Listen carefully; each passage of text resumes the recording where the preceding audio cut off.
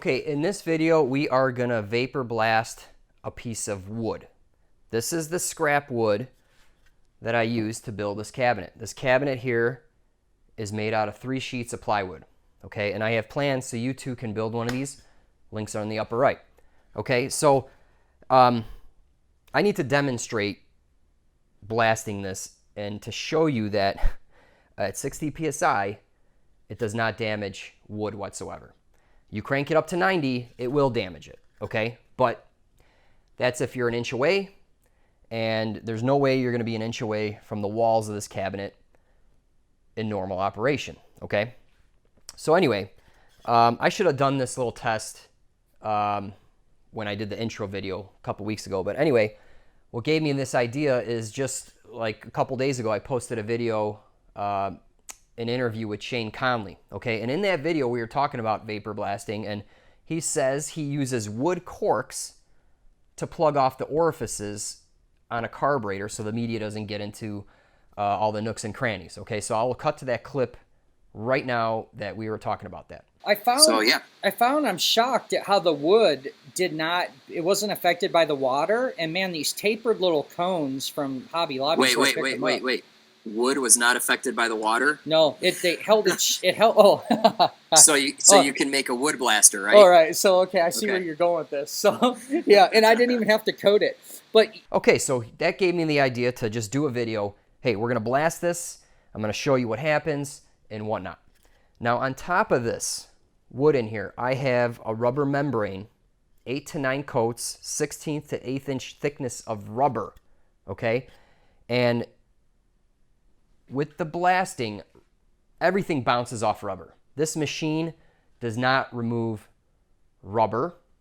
And if you have RTV on a surface, it just bounces right off of that. So think about that.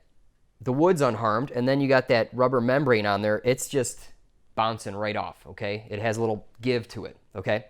So anyway, let's go doodle on this as a test piece on the workbench, and then we'll throw it in the machine, and we'll blast it. Okay, on this side here, we'll go 60 PSI, and what I'll do here in this circle is I will really get the gun close, like right here, okay?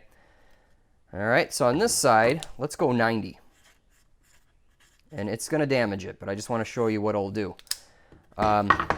Also, all these splinters, obviously this will get blown off. I mean, I can just go like this with my finger and the splinters come off, right? So anyway, piece of plywood, let's throw it in the machine.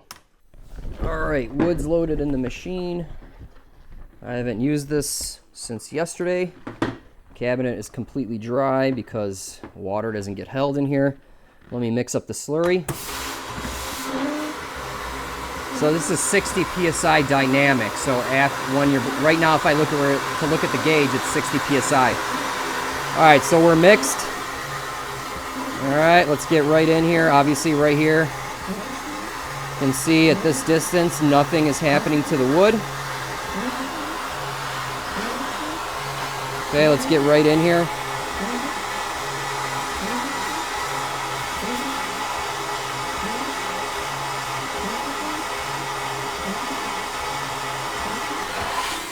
Okay, puts a little divot in it at 60 PSI when you're right up to it, but man, that is like nothing. Obviously, if you're a couple inches away, nothing.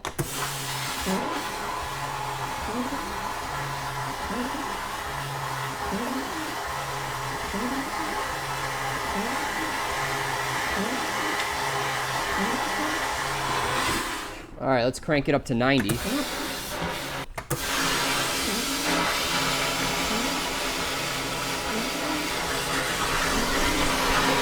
All right, so here's 90.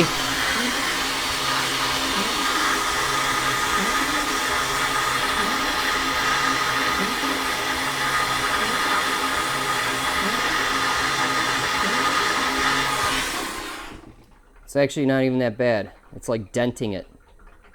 Okay, let's try it a couple inches away.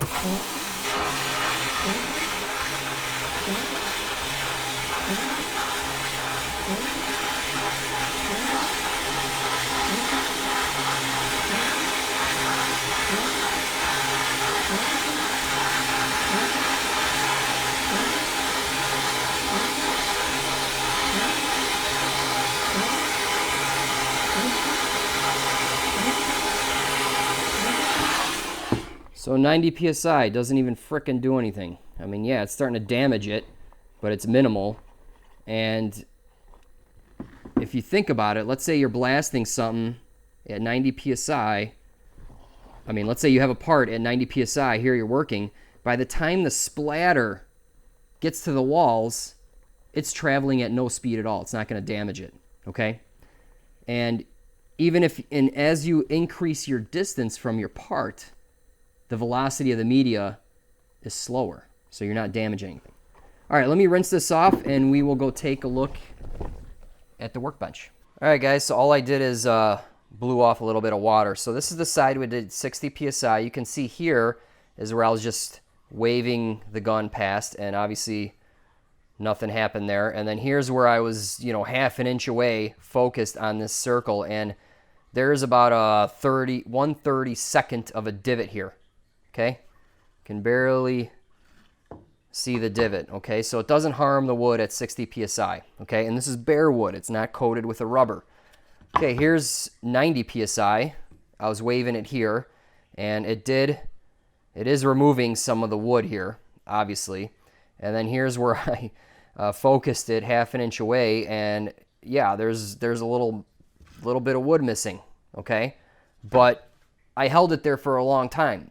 That's never going to happen in regular blasting. Okay, I just want to show you how a wood cabinet will work just fine for vapor blasting. Okay, so here's a look inside the cabinet. I've been using this here and there for a couple weeks now, right? Look at the walls. They're still intact.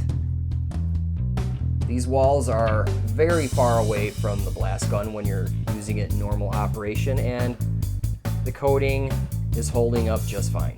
Okay, and obviously I'll keep you posted as time goes on, but this thing did not rot to the ground yet.